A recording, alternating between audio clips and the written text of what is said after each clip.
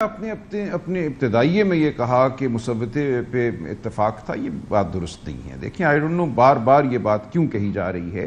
ایک جملہ بولا تھا بیرسٹر گوہر نے اس وقت جب کہ ایک بالکل مختلف مسودہ ہمارے سامنے تھا، بعد میں جو بات سامنے آئی کہ کس طریقے سے یہ آئینی بینچ بنایا جائے گا، کس طریقے سے چیف جسٹس کا تقرر ہوگا، یہ بالکل ہمارے کسی ایسے مسودے میں نہیں تھا جس کے حوالے سے ہم نے آمادگی ظاہر کی ہو۔ تو بالکل یہ غلط بات ہے۔ دیکھیے ہم بنیادی طور پہ اس ترمیم کے خلاف ہیں۔ ہم نہیں سمجھتے کہ 3 سینئر موسٹ میں سے ایک کو چیف جسٹس لگنا چاہیے حکومت کی ایما پہ۔ ہم نہیں یہ سمجھتے کہ آئینی بینچ میں جو تقرریاں ہیں وہ ایک ایسے کمیشن کو کرنی چاہیے جس میں ہمیشہ ہی تقریباً حکومت کی اکثریت ہوگی۔ ہم نے بھارت کا جو ایک سسٹم ہے جہاں 5 یا 7 سینئر ججوں کو آئینی بینچ میں لگا دیا جاتا ہے بغیر کسی کمیشن کے، اس کی ہم نے اصولی طور پہ تائید کی تھی۔ یہ تو ہمارا موقف اپنی جگہ ہے ان باتوں سے ہٹ کے کہ اس اسمبلی کو استحقاق نہیں ہے، اغوا کے ذریعے آئینی ترمیم نہیں ہو سکتی، مار پیٹ کے ذریعے آئینی ترمیم نہیں ہو سکتی، تو وہ سب باتیں اپنی جگہ ہیں۔ تو ہم اس حوالے سے سیاسی مزاحمت بھی کریں گے اور عدالتی مزاحمت بھی کریں گے، وہ ہمارا موقف بالکل واضح ہے۔ اور چند دنوں میں آپ یہ دونوں جو لائے عمل کے حصے ہیں ان کو دیکھیں گی کہ یہ ہم ان پہ عمل کریں گے۔ حکومت کی حکمت جہاں عملی تک تعلق ہے 27 میں بتاتی ہوں ایک سیکنڈ، حکومت کی حکمت عملی بھی تھوڑی سی، چونکہ پہلی مرتبہ مولانا صاحب کو بالکل آخری موقع پہ انہوں نے آن بورڈ لیا، پھر ہم نے دیکھا کہ اس کے بعد زیادہ وہ جو کنسنسس بنانے کے لیے کافی تگ و دو کرنی پڑی حکومت کو۔ اس مرتبہ وہ مولانا صاحب کے ساتھ شروع سے ہی انگیج کرنا چاہتے ہیں اور ان کو ساتھ لے کر چلنا چاہتے ہیں، تو غالباً وہ اپنی سیاسی حکمت عملی کو بھی اس وقت ریویو کر رہے ہیں اور مولانا صاحب کو وہ شروع سے ہی ساتھ رکھیں گے۔ چینج کی انہوں نے اپنی اسٹریٹجی رکھیں، ٹھیک ہے۔ دیکھیں مولانا کی اپنی ثوابدید ہے، وہ کہاں تک جانا چاہتے ہیں نہیں جانا چاہتے۔ ہم نے پہلے مولانا سے انگیج کیا اور اسی نیت سے کیا کہ وہ نہ ترمیم کا حصہ بنے۔ دیکھیں ہمارا بنیادی مقصد یہ نہیں تھا کہ مولانا کے ساتھ مل کر ہم کسی مسودے پہ آئیں اور ہمارا اس پہ اتفاق ہو۔ ہمارا مقصد یہ تھا کہ ترمیم نہ ہو۔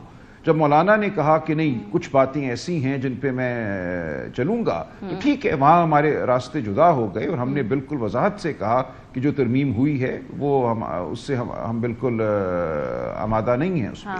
اب مولانا صاحب کیا رویہ اپنائیں گے؟ ہمیں اب بھی امید ہے کہ جو بہت ہی خوفناک قسم کی ترامیم تھیں جن کا ارادہ تھا کہ بنیادی حقوق کو کم کر دیا جائے پاکستانیوں کے لیے، بنیادی حقوق اگر پامال ہوتے ہیں تو اس کے خلاف جو داد رسی ہے عدالتوں سے اس کے راستے بند کر دیے جائیں، فوجی عدالتیں قائم کی جائیں سویلینز کو سزائیں دینے کے لیے، یہ تمام باتیں ایسی ہیں جو میں سمجھتا ہوں اتنی بنیادی نوعیت کی ہیں، کوئی ان کا تعلق پی ٹی آئی سے نہیں ہے، یہ ہماری انسانیت کے حوالے سے باتیں ہیں۔ لیکن سلمان صاحب پچھلے مسودے کے اندر آپ نے کہا کہ آپ کا فائنل مسودے کے اوپر اتفاق نہیں تھا، پوائنٹ ٹیکن، لیکن آپ کی جو آئینی بینچ کی تجویز تھی اس کو مولانا صاحب کو پسند آئی، انہوں نے حکومت کو اس حوالے سے کنونس کیا اور اس آئینی بینچ کی وہ آئینی عدالت سے آئینی بینچ پہ آئے۔ آپ لوگ ان پٹ دے رہے تھے اپنا، بے شک اب ترمیم مانے یا نہ مانے، لیکن آپ نے بالکل دیا۔ لیکن دیکھیں جو آئینی بینچ بنا ہے اس کا کوئی تعلق نہیں ہے اس آئینی بینچ سے جس کی ہم نے تجویز دی تھی۔ وہ تو یہی تھا کہ 5 یا 7 سینئر ججوں پہ مشتمل آئینی بینچ بن جائے،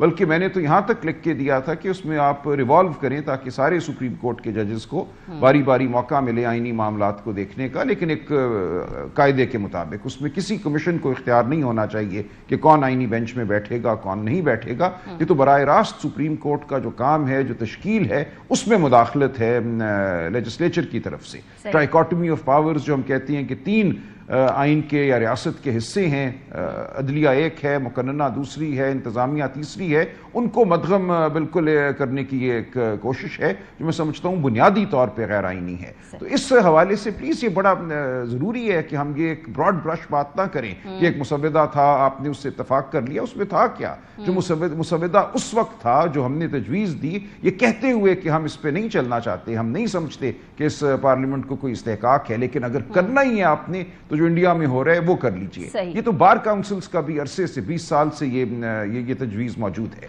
تو یہ نہیں کیا انہوں نے جو کیا وہ بالکل ہی ایک بہنگم چیز کی کہ کمیشن کے ہاتھ میں کر سکتے ہیں، آپ اس کی تصدیق کر سکتے ہیں کہ پھر ایٹ لیسٹ خیبر پختونخوا کی صوبائی اسمبلی تو اس کو انڈورس نہیں کرے گی، وہاں پر آئینی بینچز نہیں بنے گا؟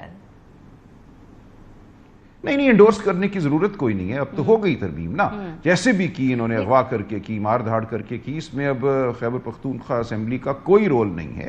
یہ تو آئین کی سطح پہ ترمیم ہوئی نا، جیسے بھی ہوئی۔